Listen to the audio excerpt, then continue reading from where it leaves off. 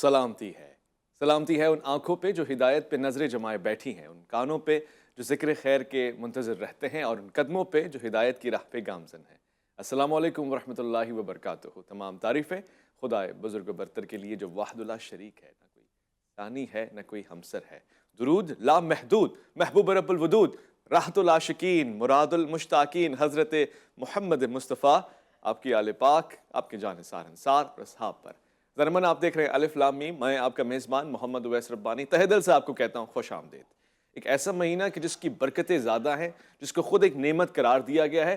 حضرت اسامہ بن زید رضی اللہ تعالی عنہ سوال پوچھ رہے ہیں، استفسار کر رہے ہیں آقا دو عالم جان رحمت اللہ عالمین صلی اللہ علیہ وآلہ وسلم سے کہ آقا اس مہینے میں آپ معمول سے زیادہ روزے رکھتے ہیں، گویا پورے سال رمضان الکریم کے علاوہ اگر کسی مہینے میں کثرت سے آپ کو روزے میں پایا گیا تو وہ ماہ شعبان ہے۔ آقا اس کی کیا وجہ ہے؟ تو آپ نے فرمایا یہ جو دو مہینوں کے بیچ میں آتا ہے، یعنی رجب اور رمضان الکریم کے بیچ میں آنے والا مہینہ، لوگ اس سے غافل رہتے ہیں، خاص طور سے اس کے ان ایام سے کہ جس میں اعمال پیش کیے جاتا ہے یزداں کے سامنے، اس کی بارگاہ میں۔ میں یہ چاہتا ہوں، میری یہ خواہش ہے کہ جب میرے اعمال پیش کیے جائیں تو میں حالت روزہ میں ہوں۔ حضرت ام سلمہ رضی اللہ تعالیٰ عنہا سے روایت ہے کہ آپ حضرت صلی اللہ علیہ وآلہ وسلم کثرت سے رمضان کے علاوہ کسی سے اگر روزے کے رشتے میں رہتے، یعنی اس ماہ سے، تو وہ ماہ شعبان تھا۔ یہاں تک کہ بعض اوقات اور اکثر اوقات ان دو مہینوں کو ملا دیتے، یعنی شعبان کے روزوں کو رمضان الکریم کے روزوں سے ملا دیا کرتے تھے۔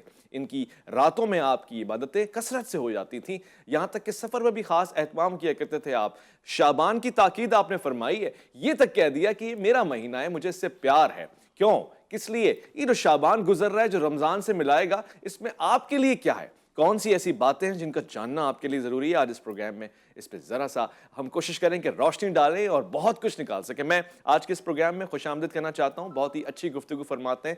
قرآن اور احادیث تو اللہ نے خاص طور سے ان کا مطالعہ آپ کو دیا ہے، حفظ ہیں، اور میں اس لیے بھی خوشی سے ان کا تعارف کرواتا ہوں کہ ہنس مزاج، خوش اخلاق، خوش سیرت شخصیت ہے۔ مفتی فضل سبحان صاحب کو میں خوش آمدید کہنا چاہتا ہوں، الازہر فاؤنڈیشن کے رہنمائیں۔ السلام علیکم ورحمۃ اللہ۔ وعلیکم السلام ورحمۃ اللہ وبرکاتہ۔ میں آج کے دوسرے مہمان کو بھی خوش آمدید کرنا چاہتا ہوں۔ ان سے بھی جب بھی گفتگو ہوئی ہے، دھیما لہجہ اور بہت ہی تحقیق پہ مبنی گفتگو فرماتے ہیں۔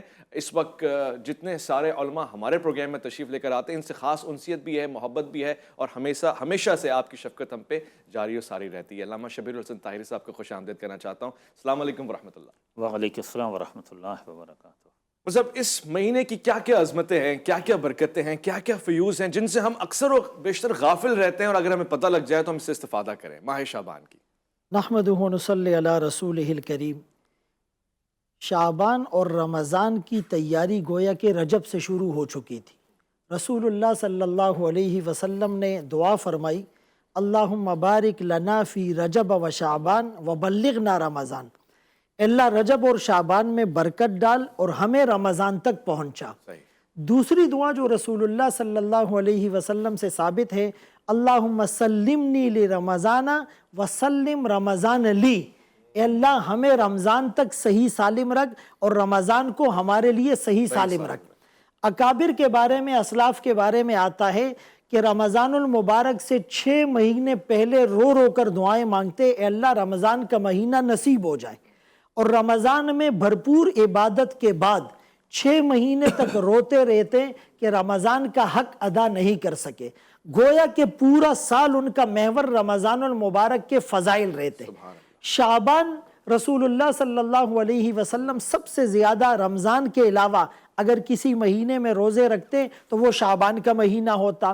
اور شعبان کے فضائل یہ بھی ہیں کہ یہ رمضان المبارک سے بالکل متصل ہیں، اور رمضان المبارک کی تیاری کے لیے رسول اللہ صلی اللہ علیہ وسلم اس میں اعمال شروع فرما دیا کرتے تھے۔ اسی مہینے کے اندر وہ جو شب برات آتی ہے 15ویں شب شعبان کی، تو جلال الدین سیوطی رحمۃ اللہ علیہ نے لکھا 15 سے زائد صحابہ، اور حسن بصری رحمۃ اللہ علیہ نے لکھا 23 صحابہ سے روایات مروی ہیں۔ اسی لیے شعبان یا شب برات کے فضائل سے انکار کر لینا یہ قرآن اور حدیث سے ناواقفیت کی دلیل ہے۔ تو ان صحابہ سے جو روایات مروی ہیں، فرمایا رسولullah صلی اللہ علیہ وسلم نے کہ یہ جو اس میں شب برات آتی ہے، جس کو انا انزلناہ فی لیلۃ مبارکہ سے تعبیر کیا گیا، حضرت اکرمہ رضی اللہ عنہ فرماتے ہیں اس سے مراد شب برات ہے، اور بعض مفسرین نے لکھا اس سے مراد شب قدر ہے۔ تو اس میں فیہا یفرق، اس میں فیصلے ہوتے ہیں، یعنی انسان پیدا کب ہوگا۔ بعض علماء نے لکھا یہ ساری چیزیں تقدیر میں طے شدہ ہے اور وہاں پر لکھی ہوئی ہے، لیکن فرشتوں کے حوالے اس کو کیا جاتا ہے اس مہینے میں اور اس شب برات میں۔ فرمایا کہ پیدا کون ہوگا، انتقال کس کا ہوگا، رزق کس کا کتنا ہوگا، اور عمر کیا ہوگی، اور پھر اعمال اس میں پیش کیے جائیں گے۔ تو اس مہینے کے ان فضائل کو سامنے رکھ کر، جیسے میچ سے پہلے وارم اپ میچ ہوتا ہے، انسان اپنے آپ کو فزیکلی فٹ کرتا ہے کہ میں اس بڑے امتحان کے لیے کامیاب ہو جاؤں، یا آپ کے فائنل اینیول ایگزام سے پہلے جو آپ کے سیمیسٹر ہوتے ہیں، تو یہ بالکل پریپریشن کا ایک پیریڈ ہے، اور اس میں آپ کو اپنے آپ کو تیار کرنا، گناہوں سے بچنا، اور اپنے نفس کو اتنا پاکیزہ کرنا کہ رمضان شروع ہوتے ہی اللہ کی رحمت کو سمیٹنے کے ہم قابل ہو جائے، اور ہمارے دل کا جو برتن ہے وہ پہلے سے اس کو سمانے کے لیے تیار۔ بہت خوب، آپ نے اتنے آسان طریقے سے بتا دیا سیمسٹر سسٹم اور ایگزام کی صورتحال، یا پھر کھیل کود کے ہی بہانے، کہ جس طرح ریہرسلز ہوتی ہیں بالکل ایسی جیسے کہ فائنل میچ ہونے والا ہے، فائنل ایگزام ہونے والے ہیں۔ دیکھیے وہ ان بہت سے لوگوں کے لیے جواب بھی جو کہتے ہیں رمضان جیسے بٹن کی طرح کھولا، لائٹ آئی، رمضان گیا اور اس کے بعد ساری چیزیں چلی گئی، نہیں، رجب اور شعبان سے اہتمام ہو رہا ہے، بکثرت اہتمام ہو رہا ہے، اور خوبصورت بات ہو رہی ہے۔ میں علامہ صاحب سے یہ پوچھنا چاہتا ہوں، ایک تو خاصہ عبادتوں کا ہے، مگر میں یہ نوٹ کر رہا ہوں اور آپ تصحیح فرمائیے گا، شعبان کو ایک خاص انسیت ہے اہل بیت عظام سے، جس طرح سے محرم میں کوئی ایسا دن نہیں ملتا کہ جس میں ولادت ہو، شعبان میں شہادت کے دن بھی نظر نہیں آتے، ایک خاص انسیت سے نظر آ رہی ہے اس مہینے کو اہل بیت۔ جی بالکل، شاید یہی فلسفہ ہو پیغمبر گرامی جو فرماتے ہیں کہ الشعبان و شہری، کہ شعبان میرا مہینہ ہے۔ تو اس پر اگر غور کیا جائے کہ رسول اللہ نے شعبان کو ہی کیوں کہا کہ شعبان میرا مہینہ ہے، تو اس کی جو علماء کرام نے وضاحت کی ہے وہ کچھ اس انداز سے ہے کہ دین ہے اللہ کا، انبیاء نے لوگوں تک پہنچایا ہے، انبیاء دین بناتے نہیں ہیں، دین بنانا اللہ کا کام ہے، انبیاء اس دین کو پہنچاتے ہیں، اس میں اپنی طرف سے نہ کچھ کم کرتے ہیں نہ کچھ زیادہ کرتے ہیں۔ سید الانبیاء پر آ کر یہ دین مکمل ہوا اللہ کا، رسول اللہ نے وہ مکمل دین لوگوں تک پہنچا دیا۔ وہ دین جو اللہ کا رسول اللہ نے لوگوں تک پہنچایا ہے وہ کسی خاص معاشرے تک کے لیے یا مخصوص افراد کے لیے یا عربوں کے لیے نہیں تھا، وہ صبح قیامت تک آنے والے انسانوں کے لیے تھا۔ تو رسول اللہ تو کسی بھی صورت میں یہ نہیں چاہتے تھے کہ میں نے اتنی زحمتیں اٹھا کے، تکلیفیں اٹھا کے، اور اتنے مصائب و آلام کے طوفانوں سے ٹکرا کے جو اللہ کا دین لوگوں تک پہنچایا ہے، تو میرے بعد یہ کچھ عمر تو پائے یہ دین اور پھر یہ دین ختم ہو جائے۔ ظاہر ہے کہ رسول اللہ ایسا نہیں چاہتے تھے، رسول اللہ یہی چاہتے تھے کہ یہ دین قیامت تک سفر کرے، اور قیامت تک آنے والے لوگ جو ہیں وہ اس دین کی پاکیزہ تعلیمات پر عمل کر کے دارین کی سعادت سے سرفراز ہو سکیں، یہی وہ چاہتے تھے۔ تو اب پیغمبر اکرم نے تو دین پہنچا دیا اور وہ وصال فرما گئے، اس دنیا سے پردہ فرما گئے۔ اب اس دین کو باقی رکھنے کے لیے پروردگار عالم نے امامت کا ایک نظام رکھا ہے۔ جس طرح نبوت کا کام ہوتا ہے دین پہنچانا، امامت کا کام ہوتا ہے دین کا تحفظ کرنا، دین کو بچانا، محفوظ کرنا۔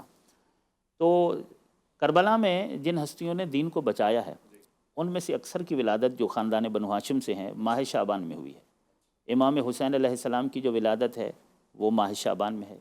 شہزادہ علی اکبر جو ہیں ان کی جو ولادت ہے وہ ماہ شعبان میں ہے۔ شہزادہ قاسم جو ہیں ان کی جو ولادت ہے وہ ماہ شعبان میں ہے۔ تو آپ دیکھیں کہ کربلا کے جو اہم ترین کردار ہیں، اللہ، یہ کربلا کا جو کاروان ہے نا، امام حسین علیہ السلام لے کر جو کربلا پہنچے تھے، یہ صرف دین کے تحفظ کے لیے تھا، یہ دین کو بچانے کے لیے تھا، دین کو دوام، استمرار اور بقا دینے کے لیے تھا۔ تو جن ہستیوں نے دین کو بچایا ہے ان سب کی ولادت شعبان میں ہو رہی ہے، اور وہ سب پیغمبر اکرم کے اپنے خاندان اور اپنے گھرانے کے، اور ان کی اپنی اطرت اور ان کی اپنی اولاد ہے۔ شاید یہ وجہ ہو کہ پیغمبر گرامی نے فرمایا کہ الشعبان و شہری، کہ شعبان میرا مہینہ ہے۔ اور شعبان کی فضیلت بھی ہے، صفوان جمال سے روایت ہے، وہ کہتے ہیں کہ امام جعفر صادق علیہ السلام سے میں نے یہ روایت لی ہے، اور امام جعفر صادق علیہ السلام نے اپنے والد گرامی امام محمد باقر علیہ السلام سے، اور امام محمد باقر علیہ السلام نے اپنے والد امام زین العابدین علیہ السلام سے، اور انہوں نے اپنے والد امام حسین علیہ السلام سے، اور انہوں نے اپنے والد امیر المؤمنین امام المتقین مولا علی علیہ السلام سے یہ روایت ہے کہ پیغمبر اکرم جب شعبان کا چاند نظر آ جاتا تھا تو ایک منادی کو بلوایا کرتے تھے، اسے کہا کرتے تھے کہ مدینے کی گلیوں میں جاؤ، ندا کر دو، ندا بلند کرو اور لوگوں کے گھروں کے سامنے جا کر دستک دو اور سب کو بتاؤ کہ شعبان کا چاند نظر آ گیا، اور یہ شعبان کا جو مہینہ ہے ان کو بتاؤ کہ یہ تمہارے نبی کا مہینہ ہے، یہ شعبان کا مہینہ جو ہے یہ میرا مہینہ ہے، اور مجھے اس مہینے سے بہت محبت بھی ہے، مجھے اس مہینے کے روزے بہت پسند ہیں، اس مہینے کی راتوں کی عبادت مجھے بہت زیادہ پسند ہے، اور اگر کوئی شخص اس مہینے میں اللہ کی طرف آئے تو اللہ بھی اپنی رحمت کے دروازے اس کے لیے کھول دیتا ہے۔ بے شک، تو لوگوں تقرب حاصل کرو، صحیح، یعنی ایک تو رمضان ہے، یہ رجب، شعبان، رمضان، یہ جو 3 مہینے ہیں نا، یہ روحانی موسم ہے، یہ پروردگار عالم کی طرف سے خود سازی کے لیے انسان کا اپنے آپ کو سنوارنا، سجانا، اپنی زیبائش کرنا، اپنے باطن کو آلائشوں سے پاک کرنا، اس کے لیے پروردگار عالم نے یہ موسم ہمیں عطا کیا ہے۔ رجب اور شعبان اور رمضان کا جو مہینہ ہے یہ نفس کو گناہوں کی غلاظتوں، کثافتوں سے اور گناہوں کی علائشوں سے پاک کرنے کے لیے ہے، اور یعنی ویسے تو گناہگار انسان کے گناہ جب بڑھ جاتے ہیں تو بعض اوقات توبہ کی توفیق سلب ہو جاتی ہے، لیکن رجب میں، شعبان میں، رمضان میں پروردگار اتنا مہربان ہو جاتا ہے کہ گناہگار کو بھی توبہ کی توفیق دینا چاہتا ہے، گناہگار کو بھی دعاؤں کی توفیق دینا چاہیے، یعنی وہ گناہ کے جو ہماری توبہ اور دعاؤں کی توفیقات میں رکاوٹ ہوتے ہیں، ایسے گناہوں کے بعد بھی پروردگار عالم مہربان ہو جاتا ہے اس رجب میں اور شعبان میں، رمضان میں، ان مہینوں کی برکت کی وجہ سے، یعنی یہ مہینے حرم زمانی ہیں۔ جی جی جی، اور یہ جو شاید آپ کو جلدی ہوگی، بس میں اس طرح مکمل کروں کہ شعبان جو ہے یہ مقدمہ ہے رمضان کے لیے، بے شک یہ ایک تمہید ہے رمضان کے لیے۔ ایسا ہی ہے، شعبان کے رسول اللہ ماہ شعبان کے پورے روزے رکھا کرتے تھے، پیغمبر اکرم ماہ شعبان کے پورے روزے رکھتے تھے، اور رمضان شعبان کے روزوں کو رمضان کے روزوں کے ساتھ ملا دیا کرتے تھے، یعنی شاید اس کا فلسفہ یہ ہے کہ رمضان ہے اللہ کا مہمان خانہ، تو کسی کے مہمان خانے میں کثیف اور غلیظ حالت میں نہیں جانا چاہیے، صاف ستھرا، معطر اور پاکیزہ ہو کے جانا چاہیے۔ تو رمضان سے پہلے شعبان میں ہی اپنے آپ کو پاکیزہ بنا لو، تاکہ جب اللہ کے مہمان خانے میں داخل ہو تو خدا تمہیں پسند کرے۔ جب اللہ کے مہمان خانے میں داخل ہو تو حالت نفاست میں ہو، طہارت میں ہو، اور پھر عمدہ لباس، یعنی وہ جو روح ہے نا وہ پاکیزگی کی حالت میں ہو، آپ تیار اور آمادہ ہوں، ایسے نہیں کہ ہکلا کے آ گئے۔ یہ اکثر ہوتا ہے، میں اپنے دل کی بات کہہ رہا ہوں کہ جب عمرے پہ جاتے ہیں، جو زیارت خانہ کعبہ کرتے ہیں، جب وہ فرسٹ ٹائم جاتے ہیں تھوڑا تو پریشان ہی ہوتے ہیں کہ ہم اتنی بڑی جگہ پہ آ گئے، تو تیاری اگر ہوتی ہے تو زیادہ اچھا ہو جاتا ہے، دعائیں بھی، کثرت سے اذکار بھی، وظائف بھی، یوں ہی رمضان میں داخل نہ ہو جائے گا، تیاری کے ساتھ داخل ہوگا، آمادہ کے ساتھ۔ میں ایک مختصر سے وقفے کی طرف جا رہا ہوں، لوٹ کر آؤں گا، مزید سوال جواب پوچھوں گا۔ شعبان آپ کے لیے رحمتیں لے کر آیا ہے، اس کا اہتمام کیجیے گا۔ الف لام میم میں آپ کا انتظار ہے۔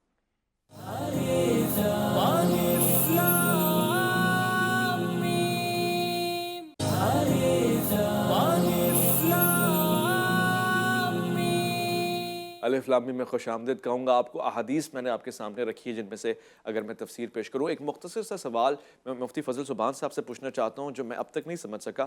مطلب اس سے کیا مراد ہے جب حدیث کی روشنی میں یہ کہا جا رہا ہے کہ اللہ رب العزت کے سامنے اعمال رکھے جاتے ہیں اس مہینے میں، ظاہر ہے اس سے شب برات سے مراد دی جاتی ہے، مگر اللہ کے سامنے تو ہر دن کوئی ایسا وقت ہی نہیں کہ ہمارے اعمال پوشیدہ ہوں، وہ تو جانتا ہے، ہر باریکی سے لطیف ہے، خبیر ہے، تو خاص طور سے اہتمام کر کے اس رات یہ اعمال نامہ پیش کیے جانے سے کیا مراد ہے؟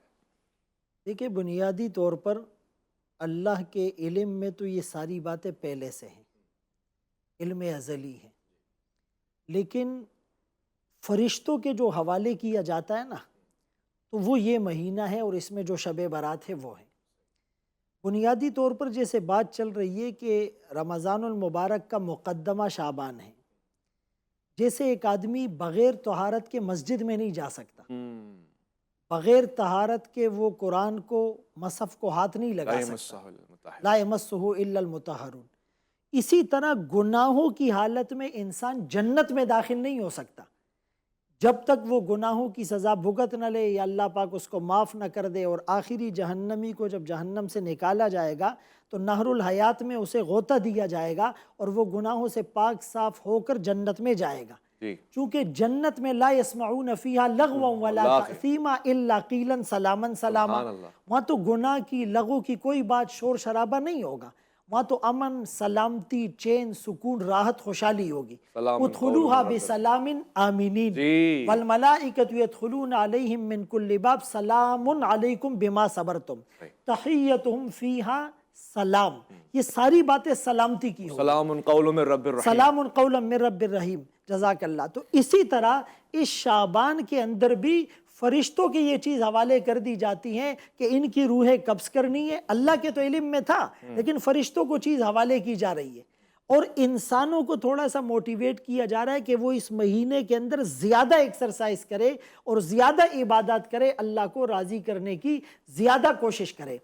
بنیادی طور پر اسی شعبان سے پہلے رجب گزرا ہے، اور رجب میں بھی برکت کی دعا دی گئی ہے، اور رجب میں شب معراج بھی ہوا ہے. اگرچہ شب معراج کی تاریخوں میں اختلاف ہے لیکن ایک قول 27 رجب کا ہے. اس معراج میں رسول اللہ صلی اللہ علیہ وسلم کو آسمانوں کی سیر کرائی گئی تھی. جب زمین والوں نے زمین تنگ کر دی اور جب حضرت ابو طالب اور خدیجۃ الکبریٰ رضی اللہ عنہما دنیا فانی سے کوچ کر گئے، جس سال کو آپ نے عام الحزن کہا تھا، تو جب زمین والوں نے زمین تنگ کی، اللہ نے آسمانوں کے دروازے کھول دیے. اللہ اکبر. تو اب ان آسمانوں کے دروازے کھلے، وہ بھی شعبان سے پہلے کھلے. یعنی رحمت کے دروازے کھولنا، شعبان کے دروازے کھولنا، جنت کے دروازے کھولنا، آسمانوں کے دروازے کھولنا، اور پھر آپ کو جنت کے اور جہنم کے نظارے دکھلانا. تو یہ ساری بات انڈیکیٹ کرتی ہے کہ یہ مہینہ کتنا اہم ہے. اور معراج کے سفر میں رسول اللہ صلی اللہ علیہ وسلم کو جب جنت اور جہنم کے مناظر دکھلائے گئے، اب وہاں پر یہ 4 سفر ہوئے تھے. اب یہ چاروں سفر بھی شعبان کے لیے مقدمہ ہے، جیسے شعبان رمضان کے لیے مقدمہ ہے، یہاں یہ چاروں سفر سفر معراج شعبان کے لیے مقدمہ ہے. پہلا سفر جو ہوا، جو بیت اللہ سے بیت المقدس تک ہوا، سفر ارضی. دوسرا سفر جو بیت المقدس سے ہوا شریف الاقلام تک، سفر سماوی. اور تیسرا جو شریف الاقلام سے سدرۃ المنتہا تک ہوا، اور چوتھا سدرۃ المنتہا سے جو فکان قاب قوسین او ادنیٰ تک ہوا، اور اتنا قریب فاوحا الی عبدہ ما اوحا. تو یہ سارا مقدمہ شعبان اور رمضان کے لیے ہے کہ روح پاکیزہ ہو جائے، اور وہ سارے مناظر دیکھنے کے بعد شعبان میں آپ کی عبادت میں اضافہ تو ہونا تھا. جب آپ کسی چیز کا آپ کے پاس ایک خبر آتی ہے، علم الیقین، اور پھر اس چیز کو آپ آنکھوں سے دیکھ لیں، عین الیقین، اور پھر اس چیز کا پریکٹیکل کرے، حق الیقین. تو حق الیقین کے بعد کانفیڈنس لیول بڑھ جاتا ہے. ابراہیم علیہ السلام نے کہا لیطمئن قلبی، کہ میرا دل مطمئن ہو جائے. حق الیقین کے بعد مشاہدات اور تجلیات ربانی کو دیکھنے کے بعد آپ کا استحضار، آپ کی کنسنٹریشن، آپ کی اٹینشن بڑھ جاتی ہے. تو یہ ساری چیزیں بڑھنے کے بعد شعبان میں روزے بھی زیادہ رکھے جا رہے ہیں، تلاوت بھی زیادہ ہو رہی ہے، اور رمضان المبارک کے حوالے سے باقاعدہ مجمع کو جمع کر کے ایک بریفنگ دی جا رہی ہے کہ تم پر ایک ایسا مہینہ سایہ فگن ہونے والا ہے جس کے نفل پر فرض کا، فرض پر 70 فرضوں کا ثواب ملے گا، ایک گھونٹ پانی پلانے اور افطار کرانے پر بخشش کے وعدے ہوں گے. تو یہ ساری تمہید اسی بات کو سمجھانے کے لیے ہے کہ ہم بھی اعمال کے لیے تیار ہو جائیں، آمادہ ہو جائیں. بہت خوبصورت. علامہ صاحب، کچھ خاص وظائف یا اذکار ہیں، تسبیحات ہیں، کچھ خاص کیفیت اعمال ہیں جو اس ماہ میں انجام دینی چاہیے فیوز و برکات کے لیے؟ جی بالکل. ماہ شعبان کا سب سے بڑا عمل تو روزہ ہے. ٹھیک ہے.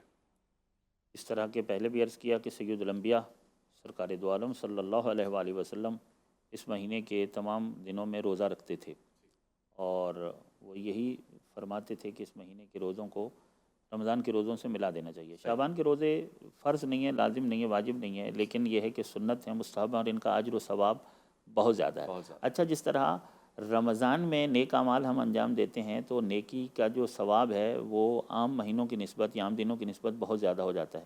شعبان میں بھی بڑھ جاتا ہے.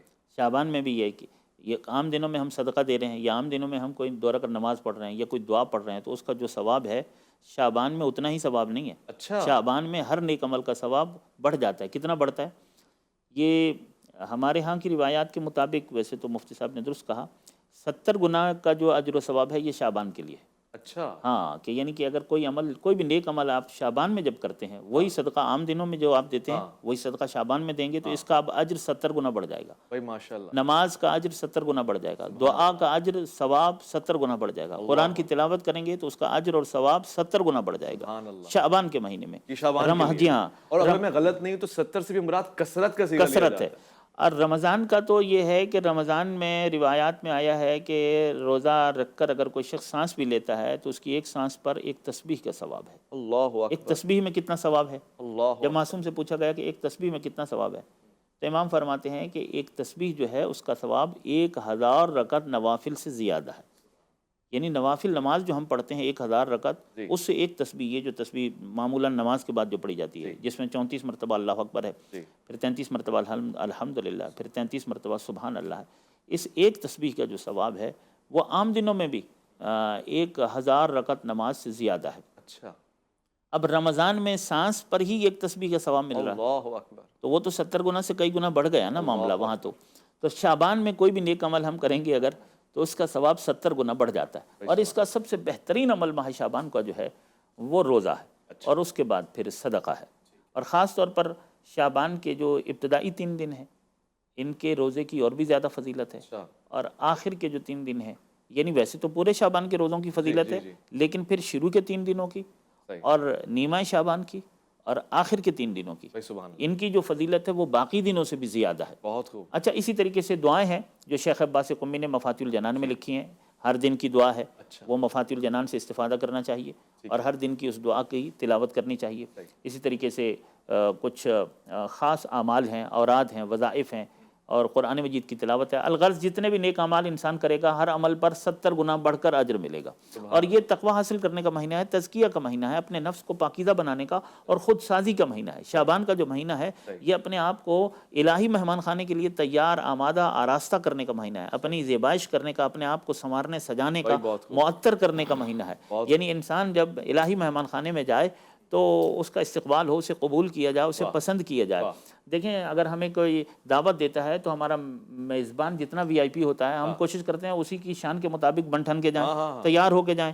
یہ ہماری بدنی اور ظاہری تیاری ہے. لیکن اس مہمان خانے میں داخل ہونے کے لیے ہماری باطنی تیاری، روح کی پاکیزگی، نفس کی پاکیزگی، قلب کی پاکیزگی چاہیے.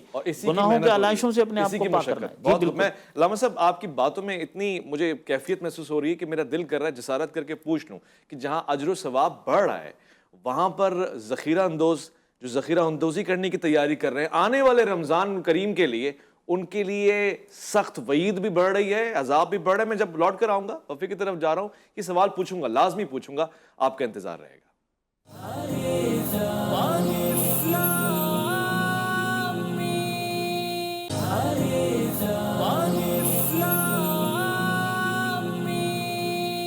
الف لام میم میں خوش آمدید. شعبان المعظم کے حوالے سے گفتگو ہو رہی ہے اور کیا ہی انوار ہیں جو یہاں پہ سمیٹنے کی کوشش میں اور آپ کر رہے ہیں. 2 سوال ہیں میرے اور اس وقت پروگرام کا آخری حصہ ہے. میں یقیناً پوچھنا چاہوں گا مفتی فضل زبان صاحب، یہ ہم نے سنا ہے اور اس میں آپ میری تصحیح فرمائے گا میں غلط ہوں تو، نیک دن رات یعنی وہ جن کو ہم کہتے ہیں جی برکت والے، اس میں اگر کسی کی فوتگی ہو جاتی ہے، میت ہو جاتی ہے، ہم کہتے ہیں جی بڑا اچھا ہے، مال والا آدمی تھا، اچھا دن ملا ہے. تو اسی طرح شعبان کی ولادتیں بڑی معروف ہیں. ولادتوں کے ساتھ ساتھ اگر کسی کی میت ہو جاتی ہے تو کیا یہ واقعی ایسا ہے کہ اس کے اعمال کی وجہ سے جو جمعرات کے دن آیا تھا اس کی انتقال ہو گیا، یا شعبان المعظم میں 15ویں شعبان میں شب برات میں اس کا انتقال ہو گیا، اس سے فرق پڑتا ہے اعمال کو؟ دیکھیے، ایک بنیادی بات تو میں یہ بتانا چاہوں گا کہ جیسے علامہ صاحب نے کہا کہ یہ جو رمضان المبارک میں نفل فرض اور فرض 70 فرضوں کے برابر ہیں، تو ہمارے ہاں رمضان المبارک میں تو ایسی روایات ہیں، شعبان میں اس طرح کی روایت نہیں ہے.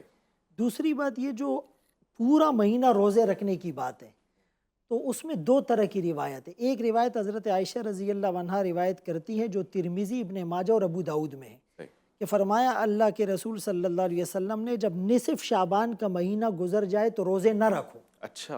اور دوسری روایت میں یہ فرمایا کہ شعبان کے آخری 2 دنوں کے روزے نہ رکھو. علماء نے لکھا ہے کہ اس کی وجہ یہ ہے کہ کچھ لوگوں کو زیادہ روزے رکھنے کی وجہ سے اگر نقاہت ہو جاتی ہے تو رمضان کے روزوں میں ان کو مشکل پیش آئے گی. پریکٹس میچ میں اتنا کھیلیں گے فائنل میں پھنس جائیں گے. ایک بات. اور دوسری بات یہ ہے کہ اگر ایک آدمی مثال کے طور پہ روزے رکھنے کا اس نے شروع میں روزے نہیں رکھے شعبان کے اور پھر آخر میں رکھ رہا ہے تو اس کے لیے ممانعت ہے. لیکن ایک آدمی اگر شروع میں بھی روزے رکھ چکا ہے اور بعد میں روزے رکھنے سے نقاہت بھی نہیں آ رہی اور کوئی سستی بھی نہیں آ رہی اور خدا نخواستہ رمضان المبارک کے روزوں کے لیے جو ایک وہ آدمی ایکسائٹڈ ہوتا ہے اس میں بھی کوئی کمی نہیں آ رہی ہے تو پھر اس کے لیے رکھنا وہ ٹھیک ہے. ایک بات تو یہ ہے. پھر بعض علماء نے لکھا ہے کہ آخر میں اگر روزے رکھے گا اور رمضان شروع ہو جائے گا تو یہ فرض میں اضافے کا شائبہ ہو سکتا ہے. کچھ لوگ اس کو یوم الشک کے روزے سے تعبیر کر کے رکھتے ہیں کہ اگر رمضان کا ہوا تو یہ رمضان کا ہو جائے گا، رمضان کا نہیں ہوا تو یہ نفل ہو جائے گا. تو اس یوم الشک کی وجہ سے بھی اس کو منع کیا گیا ہے۔ صحیح۔ دوسری بات جہاں تک آپ نے کی، تو دیکھیں جب مہینہ فضیلت والا ہے صحیح۔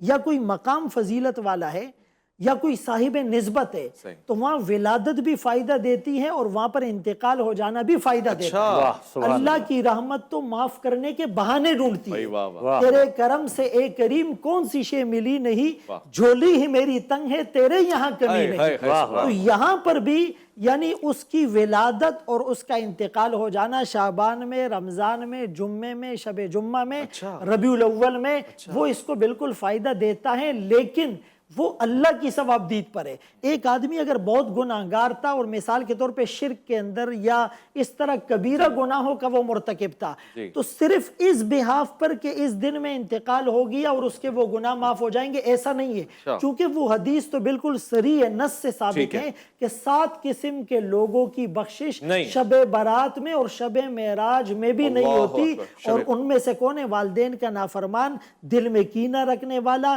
اور غیبت کرنے والا، چغلخوری کرنے والا، شرک کرنے والا، شلوار کو ٹخنوں سے نیچے لٹکانے والا اور کثرت سے شراب پینے والا۔ تو ان گناہوں سے ہمیں بچنا چاہیے، اپنی روح کو بھی جسم کی طرح پاکیزہ رکھنا چاہیے، اور جس حالت میں بھی موت آئے ہم موت اور اللہ کے سامنے پیشی کے لیے تیار ہو۔ یا رب العالمین۔ علامہ صاحب آخری میرے پاس مومنٹس رہ گئے، یہ سوال میں ضرور پوچھنا چاہتا ہوں، جو اجر و ثواب ہے وہ بڑھ رہا ہے شعبان المعظم کا، مگر وہ لوگ جو ذخیرہ اندوزی کر رہے ہیں، ان کو پتہ ہے رمضان میں دگنا کمائیں گے، جی پیسے جمع کر لیں یا کرنسی جمع کر لیں یا کسی طرح سے آٹا چینی دال اس کو جمع کر لیں، بڑا کے پھل بیچیں گے، ان کے لیے سختی، عذاب، گناہ بڑھ رہا ہے نہیں بڑھ رہا؟